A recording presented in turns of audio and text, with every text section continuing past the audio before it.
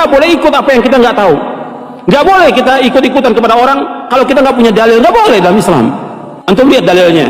Allah berfirman, wala taqfu ma laisa laka bihi ilmun. Jangan kamu ikut apa yang kamu tidak tahu. Jadi kita dalam beragama ini jangan ikut-ikutan. Atau yang ngomong itu syekh, yang ngomong itu ustadz, yang ngomong itu kiai, yang kita tanya apanya? Dalilnya mana? Allah melarang kita jangan kamu ikut apa yang kamu tidak tahu. Minta hujah, minta dalil. Orang ngomong begini, dalilnya mana? Ketika orang-orang Yahudi, ketika orang-orang Nasrani mengatakan kepada Nabi Muhammad SAW bahwa yang masuk surga itu Yahudi dan Nasrani, Nabi tanya apa? Dalil. Qul, katakan kepada mereka, hatu burhanakum in kuntum shadiqin. Mana bukti kamu? Mana hujah kamu? Mana dalil kamu? Jika kamu orang-orang yang jujur. Nggak bisa mereka keluarkan dalil. Nggak bisa mereka keluarkan hujah. Maka agama ini agama dalil, agama hujjah. Ada nggak dalilnya? Dalam kita beragama, dalam kita mengamalkan, dalilnya ada nggak? Kalau nggak ada, jangan ikut.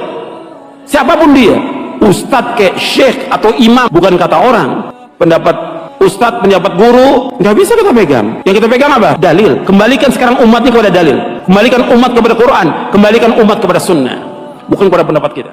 Assalamualaikum warahmatullahi wabarakatuh. Bismillahirrahmanirrahim. Alhamdulillahirrabbilalamin. Allahumma sholli ala sayyidina Muhammad wa ala alihi wa sahbihi ajmain, amma ba'du.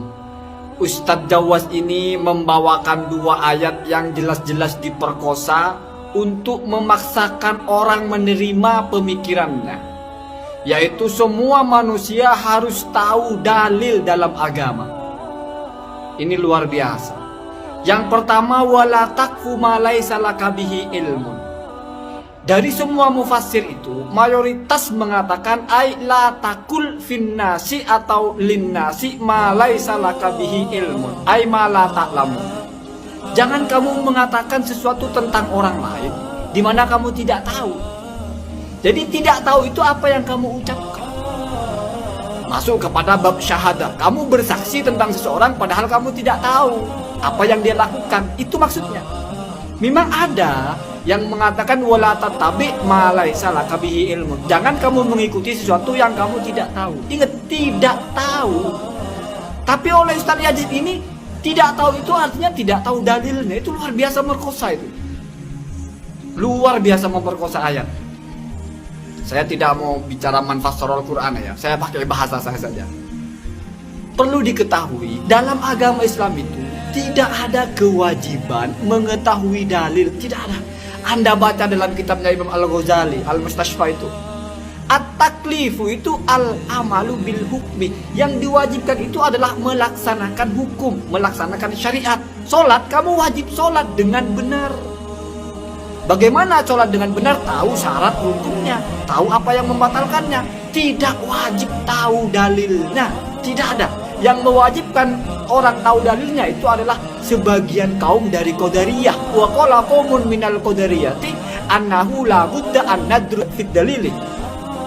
Ini bukan aliran kita, tidak wajib, tidak ada. Bukan saya bilang tidak boleh. Tetapi kalau menarasikan semua orang wajib tahu dalilnya, persoalan hidup ini banyak sekali. Sholat itu ada berapa gerakan, ada berapa hadis yang harus dihafal, ada berapa ayat yang harus dihafal dalam kehidupan ini. Makanya kalau kita ngaji kitab-kitab kecil, misalnya Fathul Qorib, nggak ada dalilnya di situ. Rukun wudhu atau fardunya wudhu ada 6, satu niat, nggak ada di situ disebut dalilnya apa, nggak ada. Kalau memang dalil itu wajib, tidak mungkin kitab-kitab fikih itu tidak menyertakan dalilnya. Anda baca perkataan Imam Al-Amadi, Anda baca perkataan Imam Husain Basri, tidak ada. Bahkan ijma' para sahabat bahwa mengetahui dalil itu bukan kewajiban dalam syariat. Sehingga idza sa'alahum, ketika orang bertanya kepada mereka anis syariati atau anil hukmi, tentang syariat atau tentang hukum. Jadi ada sahabat yang mungkin ada permasalahan lalu menanyakan kepada sahabat yang ahli ilmu. Misalnya bertanya kepada Ibnu Umar, bertanya kepada Ibnu Abbas, bertanya kepada Abu Hurairah. Badara al-jawab, mereka ini langsung menjawab yang ditanya. Wala yadhkuru ad-dalil, tidak menyebutkan apa dalilnya.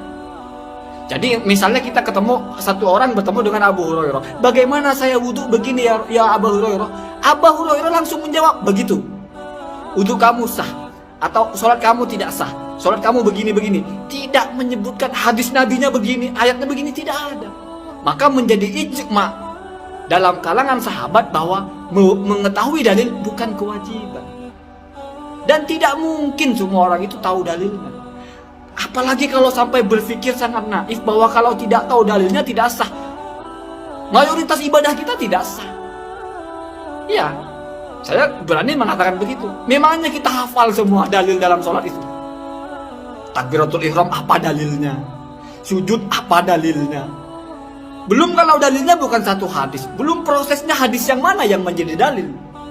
Maka kata Imam Ghazali, kalau mewajibkan semua orang tahu dalil, maka ini berarti mewajibkan seseorang ayyabluwa rotabata al-mujtahid. Berarti mewajibkan orang menjadi mujtahid. Wahada amrun mustahilun. Dan ini sesuatu yang mustahil. Khorijun min taqatin nas. Ini keluar dari kapasitas manusia, tidak mungkin. Dan kalau itu diwajibkan, maka ada dua kerusakan. Salbun nasali, salbul harsi. Akan rusak keturunan. Kenapa orang tidak bisa reproduksi, tidak bisa menikah? Sibuk belajar. Semuanya harus paham dalilnya. Sholat apa dalilnya, jual beli apa dalilnya, puasa apa dalilnya, ada satu peristiwa apa dalilnya. Makanya dikasih konsep lah, fas'alu ahlan dzikri in kuntum la ta'lamun. Kamu cukup tanya, saya begini bagaimana? Dijawab sudah. Maka sudah tepat kita itu berguru pada kiai yang mengerti ilmu. Ketika kiai menjawab, oh kamu sholatnya tidak sah, cukup. Nggak ada dalilnya apa Pak Kiai? Sahabat dulu nggak begitu. Mungkin biar lebih maksimal pengetahuan kita, kira-kira ada hadisnya apa, kira-kira ayatnya apa. Bagus. Tetapi kalau ini menjadi sesuatu yang disuarakan sebagai kewajiban, berarti mewajibkan sesuatu yang tidak diwajibkan syariat. Itu besar konsekuensinya. Bahaya itu, bahaya sekali. Apalagi ayat yang kedua, kul hatu burhanakum, itu dialog Nabi dengan orang-orang kafir. Kok ini dijadikan ayat wajib tahu dalil? Tunjukkan mufassir mana kira-kira yang dari dua ayat itu mengeluarkan kesimpulan adanya wajib tahu dalil itu ulama mana? Jawab saja.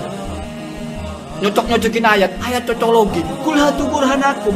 Burhan itu, makanya inilah pentingnya bahasa. Dalil dalam fikih itu adalah nas, teks. Burhan itu bukan ayat lagi. Kenapa? Karena ini sudah bicara lintas agama. Kita mau nantang orang yang tidak percaya kepada Al-Quran. Kok kita minta dia dalil Al-Quran hadis? Kan lucu.